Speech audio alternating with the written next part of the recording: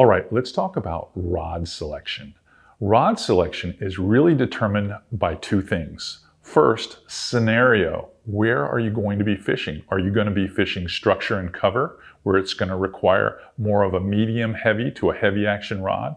Or are you going to be fishing wide open zones where you can get away with a medium action rod, have a little bit more control over the lure that you're casting with better accuracy?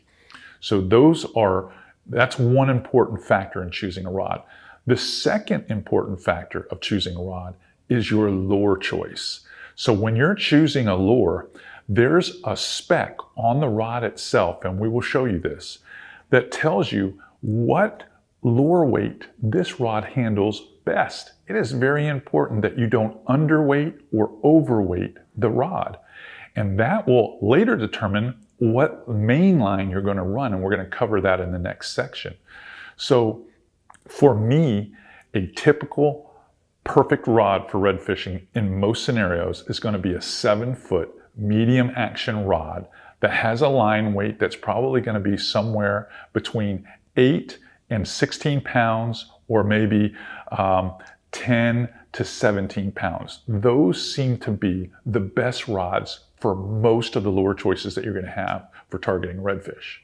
So let me give you an example. This is a Falcon 7-foot 4-inch rod. It's a medium heavy, and it throws a line weight of about 10 to 20 pounds.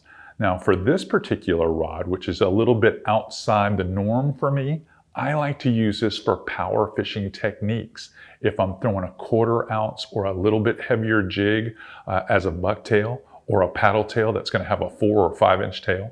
I also like this rod for spoon fishing. It's excellent for spoon fishing because it doesn't have as much deflection in the tip. And what I mean is the tip is not nearly as soft.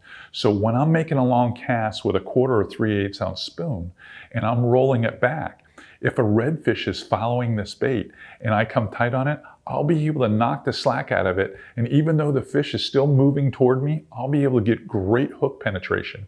This rod was designed to throw spoons, but also to power fish. Great chatterbait rod.